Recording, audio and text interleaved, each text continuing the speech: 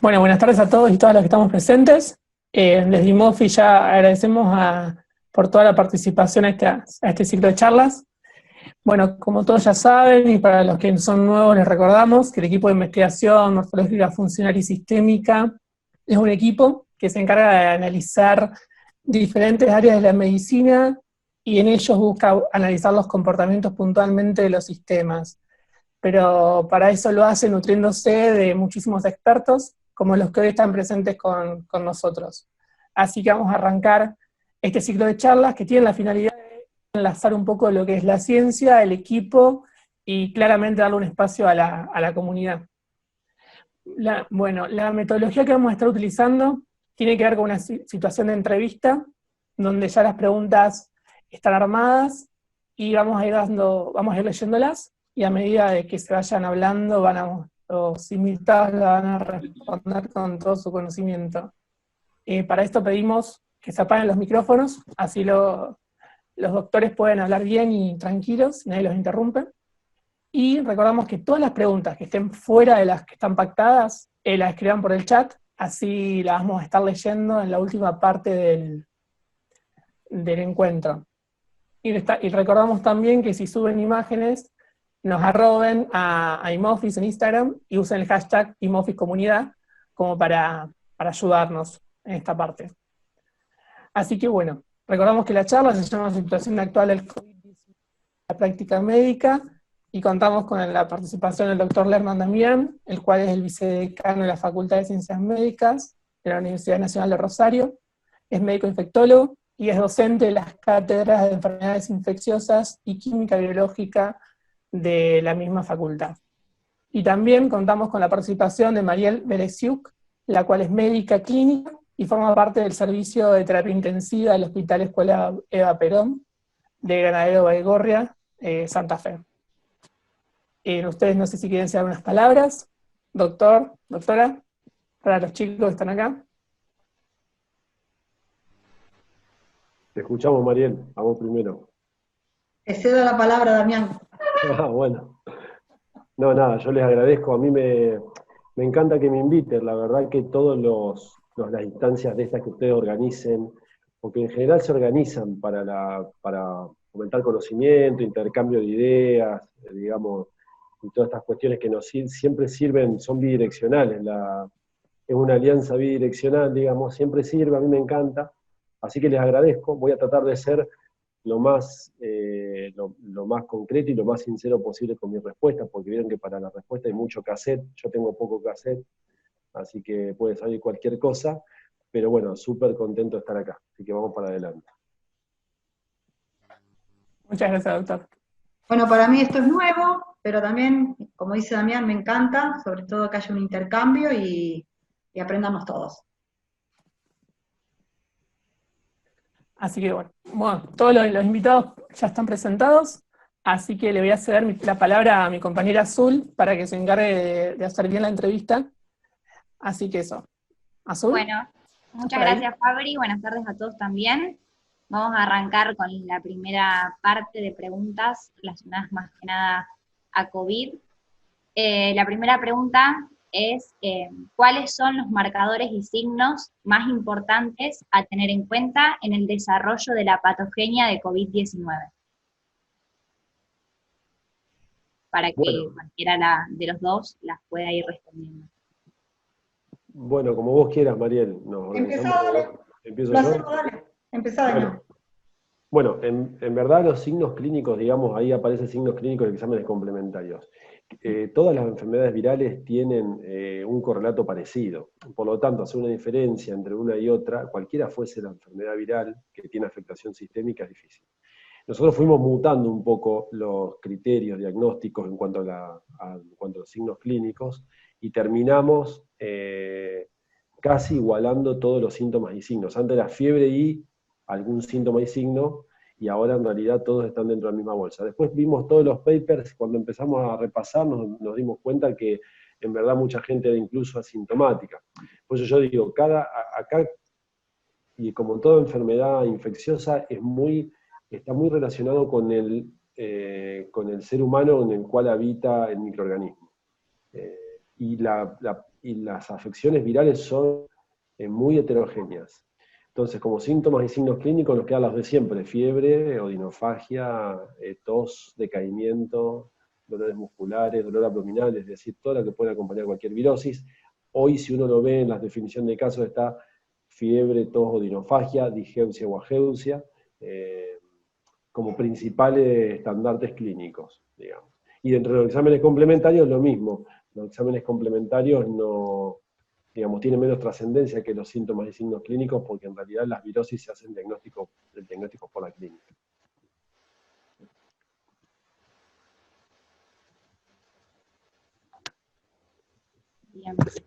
Bien.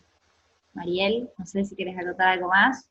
Sí, yo puedo contar algo con respecto a lo que decía Damián, de lo que yo vi, porque, bueno, Damián eso lo sabe, nosotros acá en Galvez tuvimos 9 casos al principio, nos agarró prácticamente desprevenidos. El 18 de mayo ya tuvimos de marzo, el primer caso.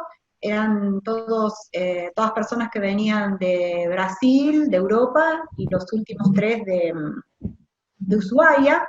Así que nosotros lo que hicimos, como fueron todos casos leves, fue el seguimiento telefónico. Tuvimos que derivar un solo paciente.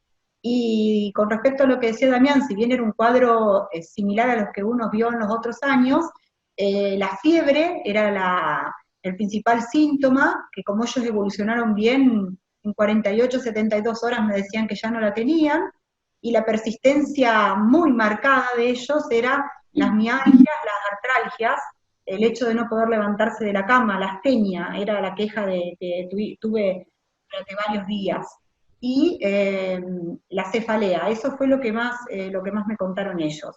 Y en la mayoría de estos pacientes no se le hizo ningún examen complementario, y solamente se le hizo una placa en uno solo, que fue quien se derivó. Porque bueno, Damián, sabemos los dos que todavía en Baigorria no hemos tenido experiencia, gracias a Dios, con ningún COVID, así que la única experiencia que tengo es en Galvez, y con un caso leve, con casos leves y un caso moderado. Bien, genial. Bueno, la segunda pregunta es ¿cuáles son los factores de riesgo más importantes a tener en cuenta, más que nada en nuestra comunidad, en relación a la mortalidad de los pacientes? Bueno, eso está también bastante, digamos, está bastante establecido, está bastante discutido también. Hay algunas cuestiones que no se llegaron a dilucidar, pero siempre el factor importante es la edad. En esto prácticamente no hay duda, porque la mortalidad justamente va de la mano de la edad. Si bien las condiciones clínicas preexistentes de algún tipo de enfermedad concomitante, digamos, tienen mucha influencia en el desarrollo ominoso, digamos, de la enfermedad, el factor de riesgo fundamental es la edad. Y cuando uno ve la serie de casos y las muertes, empieza a recabar que la mayoría son por arriba de 60 años, la gran mayoría por arriba de 70 años, digamos. O sea que la inmunosenescencia se ve que juega un papel fundamental, crucial, digamos, en cuanto a la mortalidad como factor de riesgo. Sí. Bien. Sí, da la casualidad también que de los pacientes que hubo en Galvez eran todos pacientes jóvenes, y el único que tuvimos que internar fue un paciente de más de 65 años y diabético, que fue el único que evolucionó lo suficientemente importante como para que tengamos que sacarlo de Galvez y derivarlo al Cuyen, con muy buena evolución en el Cuyen. Pero bueno, más de 65 años, hombre, que también veo siempre que en las estadísticas hablan que los hombres están más afectados, y el señor era diabético. Bien. Bueno, genial. La tercera pregunta. ¿Se sigue considerando un virus respiratorio? Ya que se habló mucho del tema, también se discutió mucho. ¿Y qué influencia esperan que podría llegar a tener la temperatura en la persistencia del virus? ¿Y qué otra variable podría influir también en esta persistencia? Bien, es un virus respiratorio, digamos, porque la manera de transmitirlo es por las gotas de flujo, eso no hay ninguna duda. Después la suspensión en el aire y la posterior caída de objetos inanimados pueden hacer que uno tome contacto con sus mucosas, y de esa manera entonces también se transmite el virus. Pero básicamente es un virus respiratorio, tiene afectación sistémica, no hay duda, y eso va de la mano justamente con la mortalidad. Y después comentarle que en verdad, si uno empieza a leer, digamos, no termina nunca más de leer. El espíritu crítico de la lectura es muy importante. La lectura que estamos teniendo son de papers que tienen poca cantidad de pacientes. Por eso son tan cambiantes.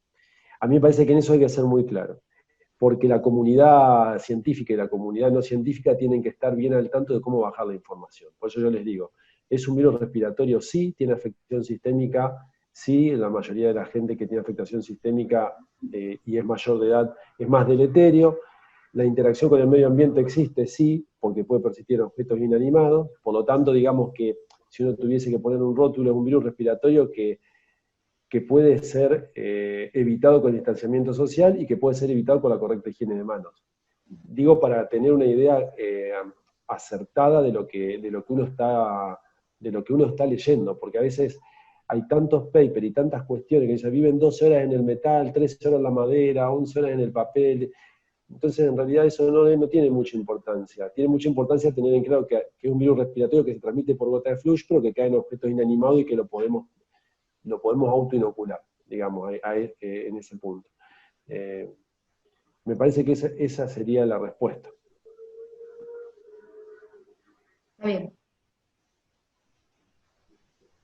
Bien, y después si esperan, digamos, o qué piensan acerca de la influencia que podría llegar a tener la temperatura en la persistencia del virus, y si algún otro factor ambiental puede también influir en que persista el virus en el ambiente.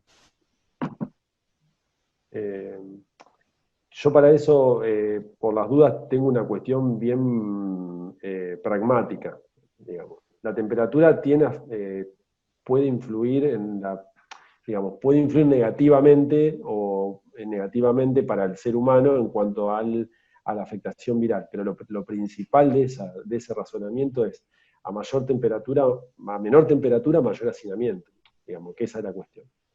Y más capacidad va a tener el virus, y más chance va a tener el virus de ir de una persona a otra persona. Después, si a menor temperatura tiene menos la habilidad del virus, sí, eso se está estudiando, y eso existe, ellos lo van a leer, lo habrán visto, ya no les digo nada nuevo. Pero lo fundamental es decir, de vuelta, si uno baja información científica al llano, es decir, a menor temperatura tenemos más hacinamiento, la gente se junta más en lugares cerrados, y por lo tanto y ahí hay mucha más interacción en el medio ambiente. Entonces, obviamente que hay mayor transmisibilidad. Recuerden que es un virus altamente transmisible. Entonces, ese es el razonamiento, digamos, fundamental en este caso. Para mí, es mi opinión. Bien. Bien. Bueno, y la última pregunta de este bloque, digamos, de COVID, el primer bloque, bueno, en realidad no es una, sí, bueno, preguntarles si saben de alguna evidencia de que haya una relación, una posible relación en realidad, entre el COVID-19 y el sarampión, con respecto más que nada a la inmunidad.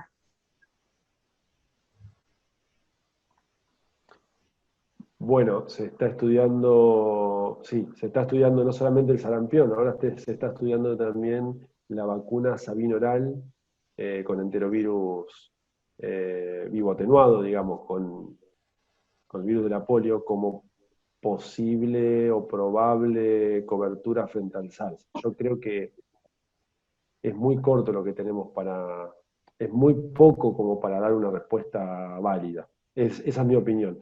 Evidentemente puede pasar puede estar esto puede ser una realidad en el futuro si tenemos una serie más de pacientes o de personas que nos permitan aseverarlo, pero todavía no se puede decir. Todavía no se puede decir. No estamos, y por eso les comento, ahora están experimentando con Sabin oral, digamos. Están diciendo que puede tener un efecto beneficioso, pero de ahí a que pase, como casi todas las cosas del COVID, porque no hay nadie que sea experto en COVID, porque hace 5 meses que lo tenemos dando vueltas, así que... Bien. Sí, esta duda, digamos, surgió de un seminario interno de nosotros que hicimos una clase sobre virus respiratorios y COVID, y bueno, un compañero nos preguntó esta misma pregunta, y no teníamos demasiada información y por eso queríamos hacérsela a ustedes, quizá tenían un poco más de información. No, Esto de la Sabine está muy bueno porque no lo sabíamos. Así que, esto es nuevo, es nuevo. Igualmente les digo, chicos y chicas, la cuestión es así, cuando más complejicen ustedes una respuesta, menos van a entender. Es una cuestión súper matemática. Si uno realmente toma contacto, digamos, si uno toma contacto con la realidad más sencilla, van a entender mucho más y van a prevenir mucho más. Si en general uno se tiende a ramificar mucho con algunas cuestiones, terminamos sin entender realmente lo del COVID, que es fácil, y lo digo no para nosotros que estamos poniendo todo el día, sino para la gente del general que ve la televisión 20.000 millones de cosas. ¿Se imaginan que aparece lo de la vacuna para la polio y la gente es capaz se acaba de sacar la vacuna sabinoral del calendario? No, la acabamos de sacar en Argentina, no tenemos más. Entonces, bueno, se generan todas estas contradicciones. Es importante que uno baje la información de que hay muy poco sobre COVID. bien, genial. Gracias por la aclaración y también, bueno, por aportar esa información también nueva de Sabine que no la teníamos. No, por favor. Bueno, ahora el segundo bloque, que es de medidas, digamos, de bioseguridad. Nosotros queríamos saber si existía o si existe en realidad, una normativa básica que se traslade a las instalaciones de todos los servicios de salud de la Argentina respecto a la atención de COVID. Y bueno, si existen, ¿cuáles serían? Bueno, ahí Mariel, ustedes tienen ya las normativas de la UTI, por ejemplo. Claro, sí. Tenemos los protocolos. Bueno, frente a esta situación, vos andás aportándome, Damián, Sí, sí, me obvio. olvido de algo, porque acá en Galvez también lo tuvimos que hacer. Frente a esta situación, se armó un comité de crisis y se empezaron a leer las normativas que bajaba el Ministerio de Salud, y a partir de ahí empezamos a armar protocolos. Por supuesto que lo mismo que pasó en el Eva Perón, son o sea, sanatorios, tanto en Galvez como el Sanco, que no estaba preparado para hacerle frente a esta nueva forma de trabajo completamente distinto, que si bien pasamos por la gripe A, esto es por lo menos a mí me pareció muy diferente. Y entonces tuvimos que adaptar primero ediliciamente lo que teníamos. Tanto en nuestro caso el hospital, que es una estructura muy antigua, pero que nos permitió hacer cambios mucho más fácil que la parte privada, que era mucho más chiquita, y tuvimos que hacer cambios edilicios. También manejar la circulación, cómo entrábamos, cómo salíamos, y fue mucho trabajo para nosotros acá en Galvez porque no contamos con infectólogos, somos muy pocos, y entonces era leer lo que bajaba el ministerio, escribirlo, pensar que estaba todo hecho, ir al lugar, y ahí te dabas cuenta que no, que estaba mal, que por acá no se podía, o que no nos íbamos a poder cambiar o descambiar. O sea que fue mucho trabajo, primero la parte edilicia. Por ejemplo, la terapia, la única terapia que tenemos acá, tiene solo 6 camas, 2 respiradores, o sea que imagínense que esa es nuestra situación, y es una terapia abierta, entonces hubo que poner un vidrio para tratar de proteger a enfermería lo más posible. Eso, el primer paso, tuvo que hacer muchos cambios con poco tiempo, creíamos nosotros en ese momento cuando empezamos a tener tantos casos juntos, y con poco presupuesto. Y el segundo paso, conseguir primero los equipos de protección personal, lo que llamamos los EPP. Por supuesto que a mí el Baigorria en esto me ayudó un montón, porque al recibir toda la información y el entrenamiento de allá, para mí fue más fácil transmitirlo acá. Así que la compra del material, y bueno, después hay que enseñarles, porque como me enseñaron a mí, a ponerme un mameluco, sacármelo, entre otras cosas, enseñar acá a todo el personal. Todo el mundo al principio quería usar el N95 porque pensaba que estaba más protegido, hacerles entender que un barbijo N95 mal utilizado, cuando te empieza a molestar y te empezás a tocar, es mucho más peligroso que no tenerlo. Así que, bueno, fue todo un trabajo que es dinámico en realidad, porque cada vez te das cuenta, cada vez que llega un paciente sospechoso, nosotros en Galvez no tuvimos más casos, te das cuenta que algo falta, que algo se puede agregar, que algo se puede cambiar. Así que bueno, dinámicos, protocolos dinámicos. De acuerdo, de acuerdo. Bien, bueno, la segunda pregunta, antes Mariel dijo un poco, pero bueno, sería cómo se hace y se hizo el seguimiento de casos sospechosos y positivos de COVID. Si podrían explicar también qué significa la definición de caso y cuál es la definición de caso actual. Bien. La definición de caso, como les dije, fue mutando. Sí. La definición de caso y la sospecha de caso fue mutando. Hoy la definición de un caso depende de muchas aristas, básicamente de la sintomatología que hablamos anteriormente, y después se la relaciona, como no tenemos circulación autóctona del virus, se la relaciona con un contacto con un paciente con COVID confirmado, o que vengan de algún donde hay circulación del virus, o que sean personal de salud, o que vengan de un barrio popular. Hay muchas cuestiones que están dentro de las definiciones y es larga, pero lo básico y fundamental son, como dijimos anteriormente, los síntomas y signos clínicos. Después habrá que ver bien el foco. Se define como caso sospechoso, se hisopa, y si se hace la confirmación del caso por PCR con el hisopo, se activa todo un protocolo de contención y seguimiento, que tiene que ver con todos los contactos que estuvieron con ese paciente o él o la paciente. Y entonces se hace un seguimiento telefónico y en caso de que se necesite, se hace un seguimiento físico con toma de muestra. El objetivo es tratar de poner en cuarentena la mayor cantidad de gente posible que tuvo contacto con ese caso índice y estudiar de esos contactos cuáles son los sintomáticos para hisoparlos. Uno sabe que este virus es altamente infectivo y sabemos que muchas veces produce escasos síntomas, entonces no es tan fácil de delimitar. Probablemente al final de toda esta pandemia nos encontremos con mucho más infectados de lo que pensamos y por lo tanto la mortalidad vaya a disminuir por la característica que tiene el virus. El seguimiento de los casos sospechosos en vía telefónica lo hace la provincia a partir del call center de la Facultad de Ciencias Médicas, y vamos llamándolos y hablando con los pacientes y las pacientes para ver cómo siguen de sus síntomas y signos, hasta que cumplimentan el día 14 de cuarentena, y si no presentaron síntomas y signos, entonces se les da de alta. Eso es el seguimiento telefónico.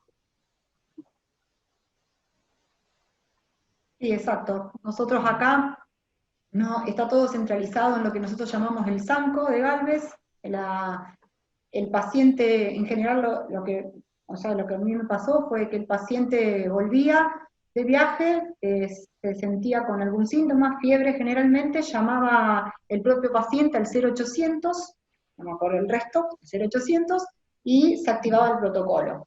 Desde Santa Fe le avisaban a la directora del SANCO, y nosotros tenemos una guardia COVID, y quien estaba de guardia ese día iba médico con el bioquímico hacía el hisopado, y nosotros revisábamos al paciente. Por supuesto que después fuimos adquiriendo experiencia. La primera persona que fue llevó la ficha a la casa y después no sabía cómo sacarla, la virome, qué hacemos con la virome, todas cosas que te das cuenta sobre la marcha.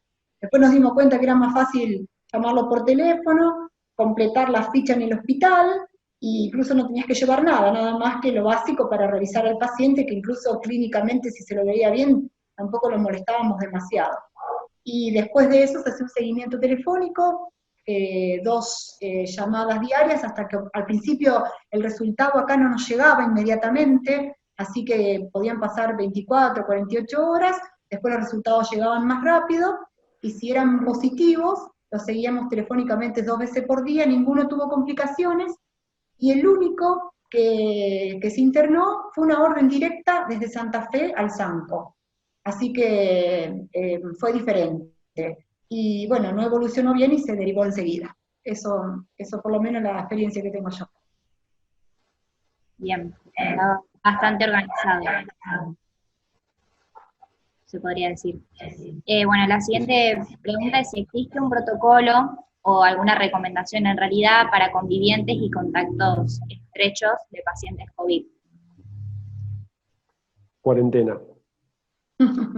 Cuarentena y el protocolo que les dijimos, claro. Cuarentena y el protocolo de seguimiento telefónico. Bien. A partir de un caso COVID positivo en la comunidad, ¿cómo se hace para encontrar esos posibles contactos estrechos? Y también si existe alguna normativa al respecto o algún protocolo. Preguntándoles, porque en verdad lo que se hace es la historia clínica, y en la historia clínica se recaban todos los datos de los contactos, y se van a buscar a esos contactos que ha tenido para ponerlos en cuarentena. Todos los contactos de ese paciente de los últimos días se van a cuarentena y se siguen telefónicamente. Y esa es la manera, digamos, y si no presentan síntomas no se van a testear, van a terminar sus 14 días de cuarentena y seguirán la vida normal. Si presentan síntomas en el durante, y se pesquisa eso por teléfono, rápidamente se hisopan para hacer el diagnóstico COVID si es que lo tienen, obviamente. Pero es bastante sencillo, es casi matemática la cuestión.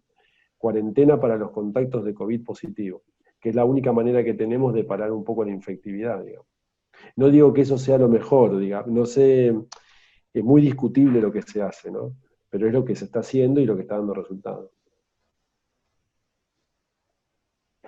Bien. Bueno, pasamos al tercer bloque, que es el de tratamiento. En Argentina, digamos, se utiliza la posición de pronación para la saturación de oxígeno y queríamos saber cuál sería el beneficio de la misma. Bueno, eso se lo dejo a Mariel. Sí. Estos pacientes, cuando tienen una mala evolución, evolucionan a lo que ya habrán escuchado, que es el síndrome del distrés respiratorio, que es una forma de insuficiencia respiratoria grave, que es lo que obliga a que nosotros tengamos que intubar a este paciente. La intubación se prefiere hacer siempre precoz y conectarlo a un respirador, y empezamos a hacer esa terapia ventilatoria del paciente. En general son pacientes que requieren de una cantidad de oxígeno, una concentración de oxígeno alta, que requieren de una apertura de los alvéolos, que se hace también a través del respirador, a través de algo que conocemos como PIP altas, que es una presión positiva de final de expiración que te abre el alvéolo, y le tenés que infundir aire a través del respirador, y lo que se hace es con bajos volúmenes para evitar la injuria pulmonar. Es un cuadro que, o sea, si bien ya nos vamos dando cuenta, por definición un distrés es un paciente que tiene una progresión radiológica importante, que tiene una hipoxemia importante, eso lo averiguamos a través de análisis, que son los estados ácido-bases, y que tiene además un edema, digamos, pulmonar, pero que no es ni cardiogénico ni por sobrecarga. Pero aparte ya vino con un cuadro respiratorio y uno ya lo empieza a sospechar, COVID o no COVID, porque bueno, los distrés que yo vi son no COVID. Entonces uno va tratando esto todos los días, modificando parámetros. En esto nos ayudan mucho, y es como en todo, el trabajo en equipo es fundamental, y en Baigorria el equipo se hizo muy bueno desde que entraron los kinesiólogos respiratorios, nos enseñaron un montón, aprendimos mucho a ventilar los pacientes con los kinesiólogos, y en un distrés un kinesiólogo respiratorio es fundamental. Se hacen medidas diarias de varias cosas, entonces, que se llaman, por ejemplo, compliance, presión meseta, todas cosas que nos van ayudando a decidir cómo vamos siguiendo. Pero llega un punto donde el paciente entra en lo que llamamos hipoxemia refractaria. O sea, todas las medidas que vos tomaste con el respirador ya no sirven, o al menos ya no te están sosteniendo al paciente como vos necesitás. Y una de las medidas que siguen es la pronación, o sea, poner al paciente en decúbito dorsal.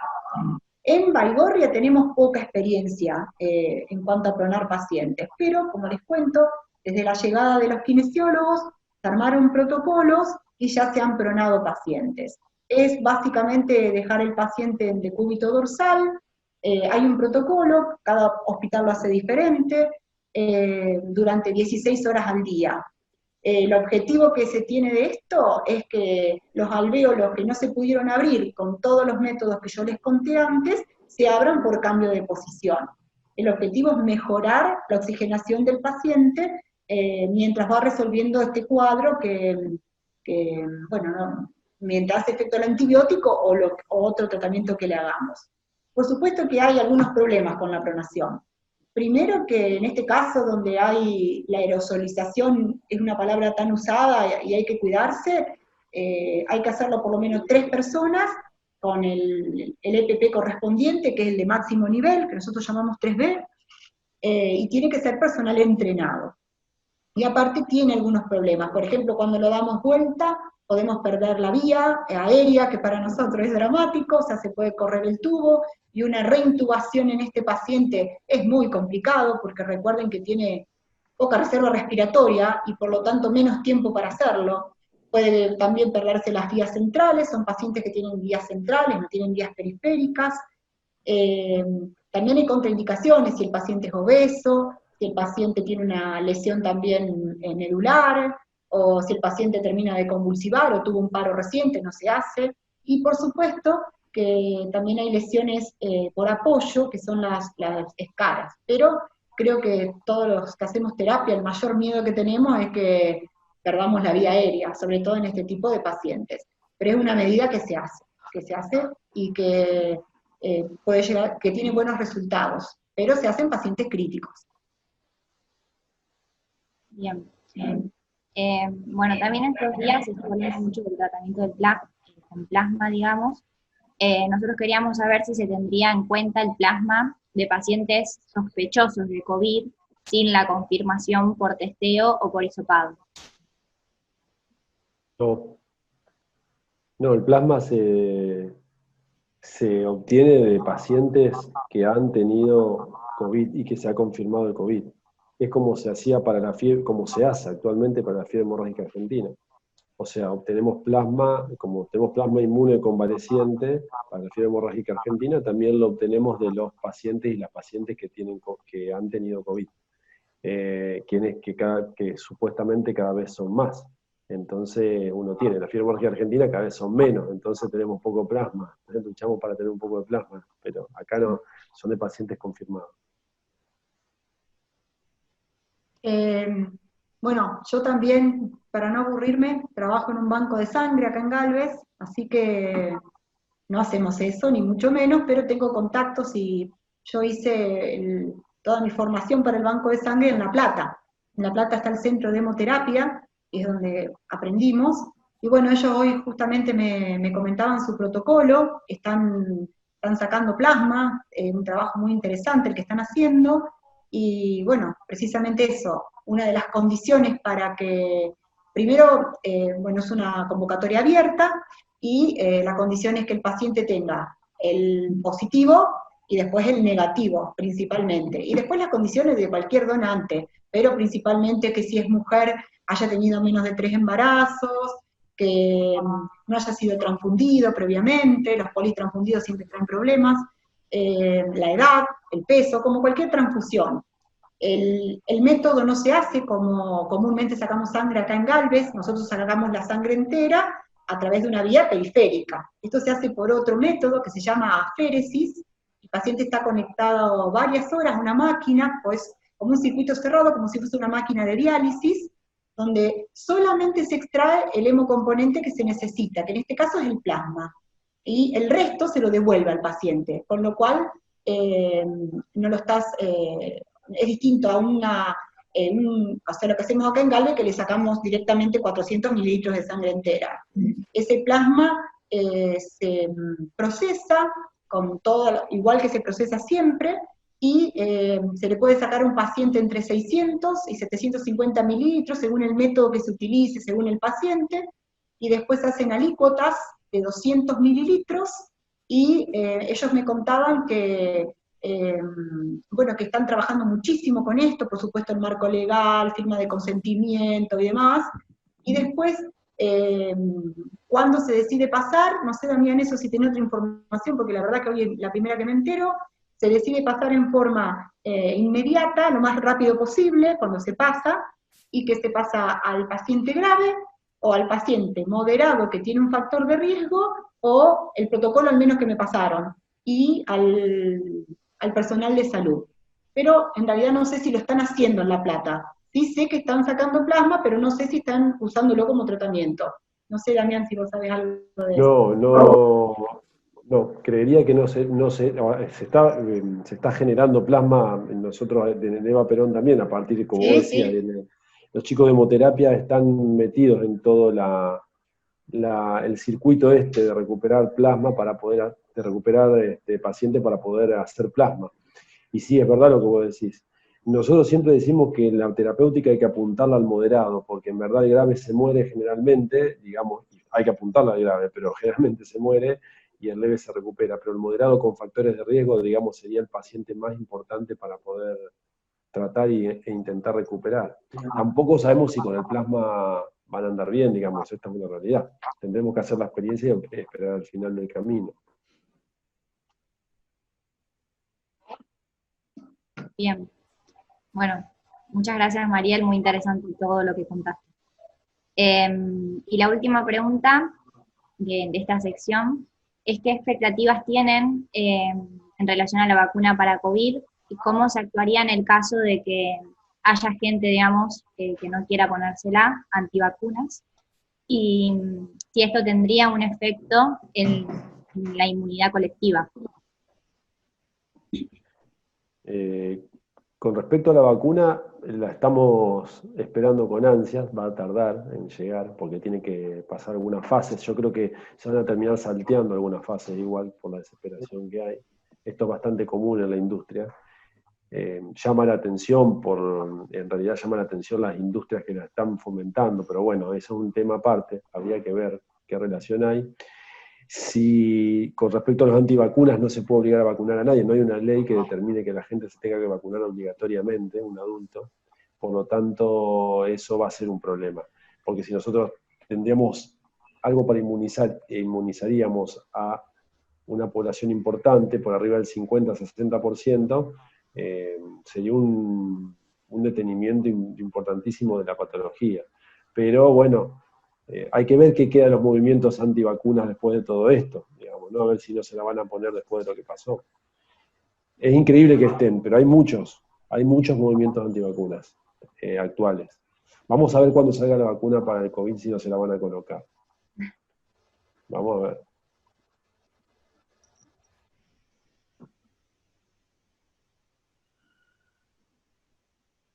Bueno, hasta acá llegó mi parte, digamos, de la entrevista con la lista, digamos, de preguntas que teníamos para ustedes. Muchas gracias por responder todo de una manera muy entendible para nosotros, por lo menos. Así que, bueno, se los agradecemos y los dejo con Delphi, que va a leer las preguntas que están en el chat. Bárbaro, gracias, muy amable, Azul. Hola, buenas tardes. ¿Me escuchan bien? ¿Sí? ¿Sí? ¿Prendimos la cámara? Prendimos la cámara. Bueno, hola. Hola. Bueno, teníamos un par de preguntas de las que lo fueron haciendo los chicos y otras que, bueno, se habían generado durante las reuniones. Una era a partir de, o sea, ¿por qué ustedes piensan que en Rosario estaríamos como en una situación favorable, en Rosario y Santa Fe? Se podría decir que estamos en una situación favorable con respecto a el resto de la Argentina. Esa es interesante, esa es interesante. Porque la verdad que la pregunta sería, ¿es favorable lo que está pasando? Digamos, lo que nos muestran que es favorable, ¿es favorable? Esa sería una pregunta. ¿Es favorable a los afectados de una pandemia que le falta un año para una vacuna? Porque en verdad si uno se pone a pensar para qué se hizo lo que se hizo, para evitar que las terapias se saturen y darnos tiempo a armarnos, digamos. Nosotros nos armamos física y psíquicamente y con todos los elementos que necesitamos como equipo de protección personal. Ese tiempo se ganó y se evitó que haya una disparada de casos. Pero la pregunta sería, ¿es posible sostenerlo? Digamos, si no nos infectamos ninguno y llegan a aparecer 10 casos, ¿qué va a pasar? Porque en verdad uno piensa, este es mi pensamiento, es individual, no tiene nada que ver con lo que es una opinión personal. A mí me parece que un virus altamente infectivo pandémico tiene poca mortalidad, por eso es altamente infectivo y pandémico. El ébola es altamente infectivo y no es pandémico porque mata a la persona a la cual infecta. Si es altamente infectivo y es pandémico y la mortalidad no es tan alta, y hay tantos casos asintomáticos, se supone que nos vamos a terminar contagiando. El asunto es que no nos contagiemos todos juntos. Por eso a mí cuando salen a correr por Palermo sin tapabocas no me llama la atención, porque en un punto estoy pensando si no quieren que se infecten. ¿Se entiende? No estoy hablando mal de nadie, no es que estoy criticando la decisión política o alentándola.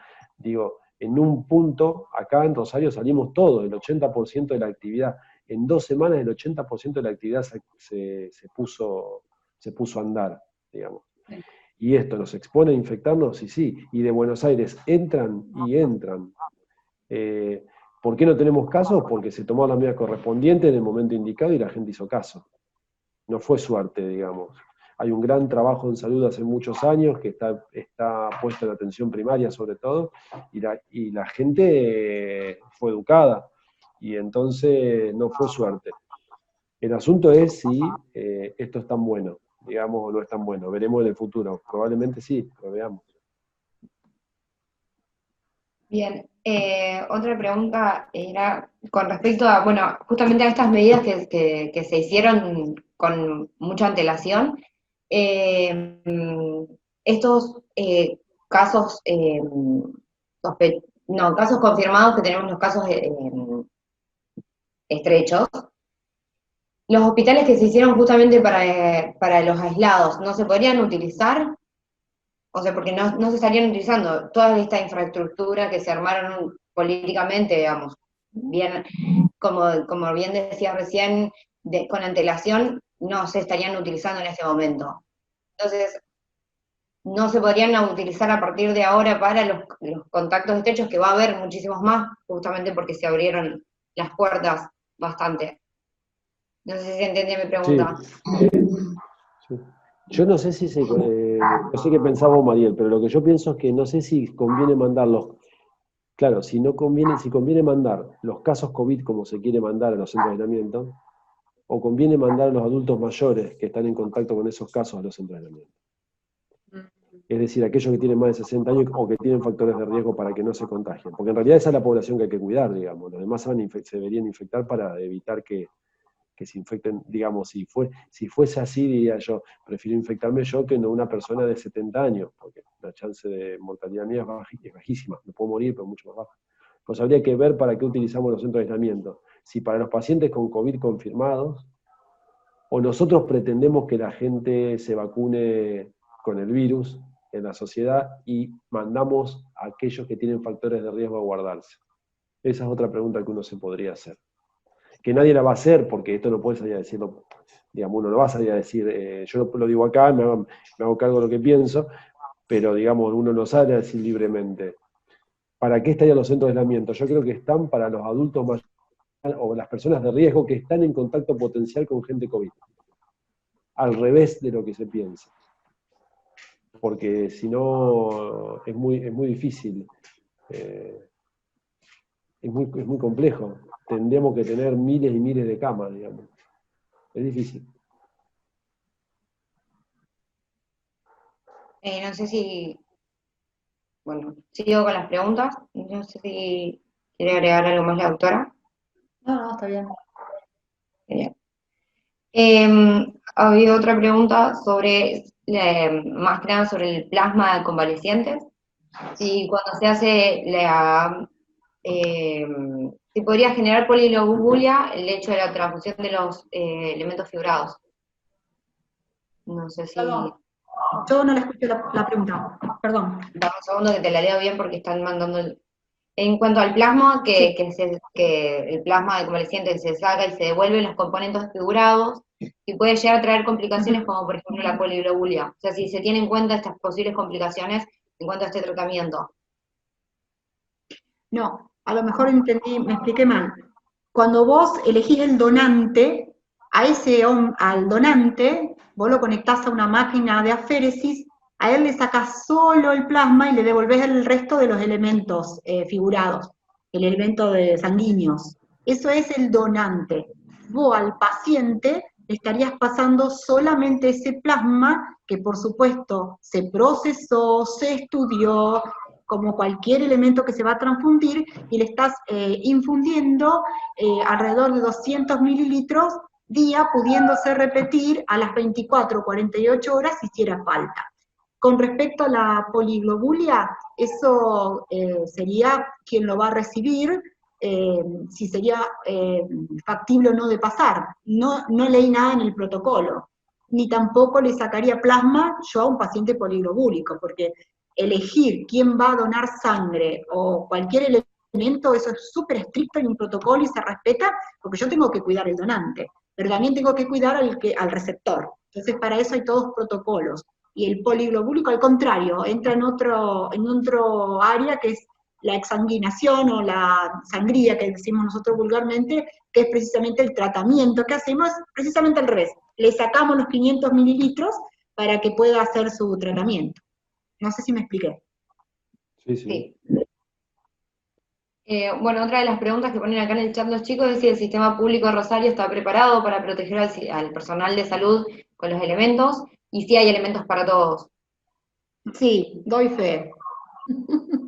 Nosotros tenemos todo, absolutamente todo.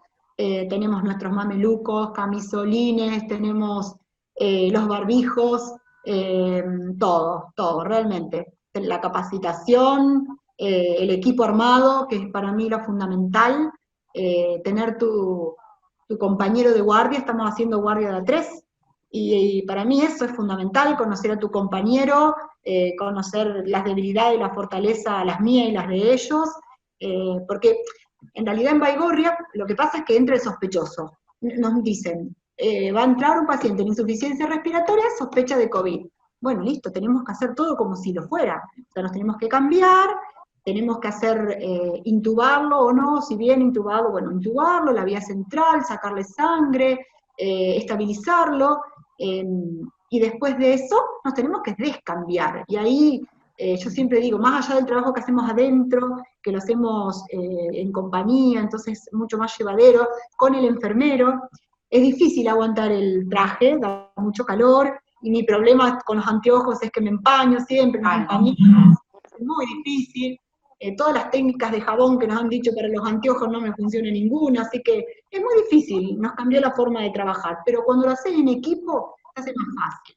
Y cuando salimos, lo importante es que nos está esperando el enfermero que está afuera, o el médico que quedó afuera, entonces, que estamos todos empañados, ni siquiera veo el cartel para de vestirme, porque no lo sé de memoria, y nos va diciendo cómo nos vamos sacando las cosas, el lavado de manos, que en realidad es poner alcohol entre paso y paso, eso es fundamental. Cuando tenés que rociar tu mameluco con alcohol, está la persona que te rocíe, vos sabés que lo está haciendo bien, y vos después lo vas a hacer con tu compañero y también lo vas a hacer bien, porque lo cuidás y te cuidan. Bueno, eso no tiene precio. No se puede trabajar en una pandemia y con este virus, como dice Damián, tan poco conocido, si no tenés tus compañeros y los conocés. Así que sí, contamos con todo, desde el equipo, compañerismo y los conocimientos. Y acá en Galvez, bueno, tuvieron que aprender de mí. Después les digo cómo sigue la historia. No sé si también quería agregar algo. No, estoy totalmente de acuerdo. No, eso está en todos los lugares, ella habla de donde ella lo ve, y yo desde que lo veo en otros lugares, los centros de salud y demás, están todo el equipo de protección personal está, y también luchamos mucho para que aprendamos a usarlo correctamente, pero bueno, eso está, nos dio tiempo, nos dio bastante tiempo. Y una consulta, ustedes ambos trabajan en efectores públicos, ninguno está en efectores privados, digamos, como yo sí, para saber cómo es. Okay. Igual, yo trabajo en un medio privado, pero bueno, yo soy la única persona que hago terapia intensiva en Galvez y alrededores, la única persona que se maneja un respirador para muchos habitantes, así que es una gran responsabilidad. Así que todo lo que hicimos en la parte pública de Galvez, exactamente lo hice en el sector privado, y es más, por una normativa provincial, que no sé bien cuál es, estamos unidos, estamos trabajando en conjunto, porque vamos a suponer los pacientes se derivarían al Cuyen, eso es la organización, en nuestro caso en Galvez. Pero en el caso de que el Cuyen no nos pueda recibir el paciente, u otro lugar no nos pueda recibir el paciente, solo tenemos 2 respiradores y 6 camas, pero bueno, tenemos que responder a eso, en caso, bueno, de que hubiera pacientes. Así que, bueno, de la misma manera que aprendí a trabajar en Baigorria, se trabaja en Galvez, porque es lo que yo sé hacer, y aparte soy la única terapista acá, así que trabajamos igual. Y también tenemos en el medio privado exactamente lo mismo que hay en Baigorria y en el hospital, bueno, porque somos las mismas personas las que trabajamos. Buenísimo. Bueno, otra de las consultas es acerca de los barbijos y la efectividad de los barbijos quirúrgicos para la protección del personal de salud, y qué opinión les merece el uso de tapabocas obligatorio por parte de la población. Damián. Bien, el uso del barbijo quirúrgico, del barbijo tricapa, el que corresponde, protege contra el coronavirus. Tiene que tenerlo tanto el emisor de la gotita de flush como si estuviese infectado, como así también el personal de salud. El barbijo quirúrgico deja de ser efectivo o es menos efectivo si nosotros estamos en contacto con aerosoles, si vamos a hacer intervenciones del paciente que aerosolicen. Por ejemplo, la mismísima toma de muestra con el hisopo. Ahí se debería usar un barbijo de más efectividad, que es el barbijo N95, que también debería estar aprobado por las normativas vigentes. Nosotros no tenemos normativa vigente, nos basamos en las normativas europeas y en la NIOSH, que es la normativa de los Estados Unidos. Y el tapaboca obligatorio, si bien no tiene ninguna medida de seguridad estandarizada, como aparece ahí, hay cada vez más papers, y ahora salió uno muy interesante, después se los puedo pasar, donde muestra la disminución en el riesgo de contagio de COVID a partir del uso de tapabocas universal. Por lo tanto, es algo que debemos tener en cuenta. Eso lo primero no estábamos tan seguros, y con el correr del tiempo, y con el correr de los papers, y con el correr de las discusiones, se empezó a demostrar que tienen un impacto en la transmisión del virus en la comunidad. Así que ambas cosas que preguntan sirven como medida de bioprotección, cada uno utilizado donde corresponde. Buenísimo. Y la última pregunta, por lo menos de las que tengo yo, después podemos abrir los micrófonos de los chicos capaz, y si alguno quiere consultar algo más, es en el caso de las actividades en las cuales no se puede dejar de estar en contacto con alguien o realizar una tarea que implique cercanía, porque se pide que no sea mayor a 15 minutos. ¿Cuál es la opinión del accionar de la OMS, que está tan cuestionada a nivel mundial? ¿Y cómo se procedería ante efectores de salud que no cumplen con los protocolos? O sea, serían esas últimas 3 preguntas. La primera es en cuanto a los 15 minutos, la segunda es sobre la OMS, y la última es cómo se acciona ante efectores de salud que no cumplan con los protocolos. A ver, te empiezo por la última. Hay una cuestión de legalidad, hay normativas que se imparten desde el gobierno nacional, vienen en decretos. Una de esas es el cumplimiento de la utilización de las normas que se bajan, y la utilización de elementos de protección personal y del distanciamiento social. Eso se debería cumplir por ley, digamos. El no cumplimiento puede llevar a sanciones. Eso creo que está bien claro, es como no cumplimiento de las medidas dispuestas por el intendente de la ciudad de Rosario en Rosario. Digamos, uno puede hacerse el tonto y quebrarlas, pero si lo enganchan, tienen penas civiles y penales dependiendo de qué es lo que le hayan infligido, ¿de acuerdo? Eso está bien. Después me preguntaste lo de la OMS. Sí. ¿Cuál es la opinión sobre la OMS? Sobre la OMS y qué parte en particular. En general, calculo, sí, ahí está la persona que hizo la pregunta, capaz que lo quiere explicar. ¿Sí? Yo lo pregunto. No, puntualmente me refería, viste, que constantemente se afirma algo y a los 2 días se dice otra cosa, y supuestamente a nivel internacional hay organismos, hay países como que se están alejando de la Organización Mundial de la Salud, e incluso hay una evaluación de accionar en paralelo. Entonces, ¿cómo diría, siendo el principal referente en salud, supuestamente, si ustedes consideran que desde su opinión, desde lo que sabe, desde la práctica, si está evaluando, si está trabajando como debería, o comparten con estos cuestionamientos de los otros organismos y personas. Desde ahí a la pregunta. No sé vos qué pensás, Mariel. Yo lo que veo es que la OMS es un ente serio que siempre se ha dedicado a estudiar un montón de patologías, muchas, que también tiene sus intereses, como los países políticamente tienen sus intereses. Lo que creo es que si no hay algo serio que rige en el planeta, digamos, y del cual se pueda tener una opinión acabada y escuchada, y es un poco complejo, porque nos fue bastante mal en general en el mundo con el COVID. La OMS fue cambiando las normativas porque realmente cambió mucho, día a día fue cambiando mucho el conocimiento. Entonces, eso fue tomado, se tornó confuso, pero en verdad, en mi opinión, la OMS no fue confusa. La OMS fue detrás de la zanahoria como fuimos todos. Y en ese ir detrás de la zanahoria se encontró con marchas y contramarchas como hicimos todos, desde los gobiernos hasta los efectores, digamos. Es lo normal, porque todos los días cambiamos y porque todos los días tenemos un conocimiento nuevo. No me parece que sea desechable la opinión de la OMS. Hay que ver qué pasa acá en adelante. Quedó bastante mal parada en un montón de cuestiones, pero es propio de un avance de una pandemia que está muy fomentada en los medios de comunicación también, y bueno, no debe ser fácil, digamos, ¿no?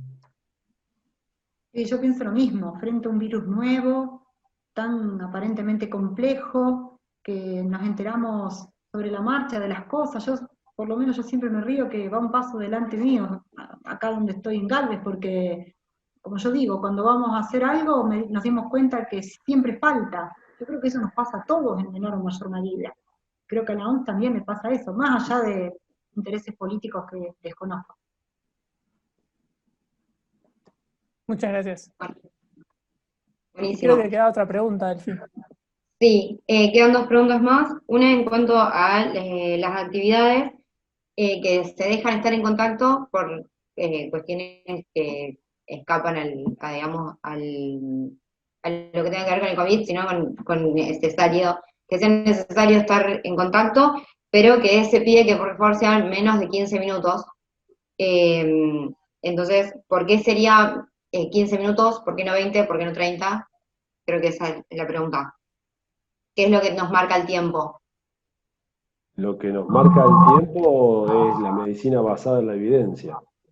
El tiempo es una cuestión no aleatoria, sino que es una cuestión que se toma a partir de todos los trabajos, se fundamentan con los trabajos, y se sabe que pasado esa cantidad de tiempo hay más chance de contraer el virus.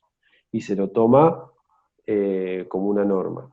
Por supuesto que no significa que si ustedes están 14 minutos están exentos del peligro, pero se toma un número determinado a partir de los trabajos que se observaron y de las situaciones que se observaron. En verdad es un paso más a la normalidad. Todo lo que ustedes están viendo ahora es un paso más a la normalidad, porque no hay economía en el mundo que aguante semejante parate, y porque no hay cosa más real que el coronavirus se va a seguir esparciendo y va a infectar a la mayoría del globo terráqueo. El asunto es cómo nos infecta. Por eso volvemos al principio. ¿Cómo hacemos para no generar una saturación del sistema de salud? No es cómo hacemos para no infectarnos. Me parece que ahí está la gran confusión mundial. Infectar, como ya vieron en provincia de Buenos Aires, nos vamos a infectar. Y si tuviésemos más tester, tendríamos muchos más infectados, digamos. ¿De acuerdo? Entonces lo que se va haciendo es, con cada medida, incluso de los 15 minutos, acercarnos cada vez más a la normalidad. Buenísimo.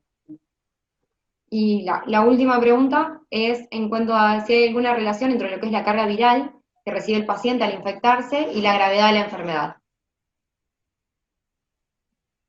Que yo sepa, no.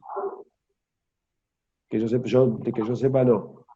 A mayor carga viral, mayor capacidad, tenés más chance de infectarte si vos recibís mucho virus. Es como en toda patología. Pero no en la gravedad de lo que va a ser la enfermedad. Pero no la gravedad, porque la gravedad tiene mucho que ver con el individuo, como siempre les digo, con el sujeto que va a recibir la infección. Las enfermedades infecciosas tienen mucho de eso, ¿no? De agente huésped, ambiente continuamente en interacción continua. Así que depende de un montón de situaciones, de un montón de aristas, pero no creo que de la carga viral. Buenísimo. Muchas gracias a ambos. No, por favor, No. gracias a ustedes. Yo le paso la palabra a Euge, así que les quiera decir algo. Buenísimo. Euge, si estás Bueno, por ahí. sí, no sé si me escuchan. ¿Me escuchan? Sí, sí. Bien, bueno, primero obviamente agradecerle a todas las personas que se conectaron, algunos de ellos no forman parte del equipo de trabajo, pero fundamentalmente agradecerles a Mariel y a Damián que tuvieron su tiempo durante una hora para charlar con nosotros. Este es un espacio de discusión que tenemos todos los sábados, desde muy temprano hasta largas horas, muy tarde, por ahí Mariel lo sabe porque su hija participa. Así que te pusimos en un compromiso, Mariel, así que bueno, disculpanos, te agradezco un montón lo que hiciste. Ya pasó. Todas estas preguntas partieron y salieron a partir del trabajo que están haciendo los chicos en COVID-19, bueno, donde muchas veces nosotros lo consultamos a Damián por debajo de, de nuestras discusiones a través de nosotros, así que bueno, para nosotros fue muy importante escucharlos, que ustedes hayan escuchado a los chicos que forman parte de este equipo, a que son la mayoría egresados o estudiantes de la Facultad de Ciencias Médicas. Le agradezco mucho a Azul por su buena predisposición, todo el trabajo que se tomaron, y obviamente a los chicos que se encargaron de difundir y de hacer todo esto para la comunidad, y le agradecemos también tanto a Mariela y Damián que nos hayan permitido que esta charla que tuvimos hayan permitido que sea un poco para todos. Bueno, así que bueno, la intención siempre es, como dijeron ustedes, que haya algo bidireccional, siempre aprendemos, nosotros hacemos estudios matemáticos, en este caso en la frecuencia de aparición de estos casos, y estamos como lejos de la parte del laboratorio, solamente vemos de qué manera se expresa poblacionalmente, cuál es la dinámica poblacional que tiene. Bueno, nuestros datos siempre están en las redes y demás, así que bueno, estaría muy bueno si lo quieren también leer y compartir con las personas que a ustedes que tienen allegadas. Así que bueno, millones de gracias a los dos, bueno, y obviamente muchas gracias a todos los chicos que la verdad que trabajan un montón, porque esto es completamente desinteresado, nosotros hacemos esto y es solamente porque nos gusta estudiar, leer y saber un poco más, digamos, y participar en el ámbito científico, digamos. Solamente, así que bueno, gracias. Gracias a ustedes, chicos y chicas, que les vaya muy bien. Bueno. Nos vemos Bueno. cuando quieran. Dejamos los contactos y ya damos por concluido el encuentro. Así que muchas gracias a ambos y a todos los que estuvieron hoy presentes. Que les vaya muy bien. Un saludo. Gracias, Damián. Gracias, Mariel. Chao. Hasta luego.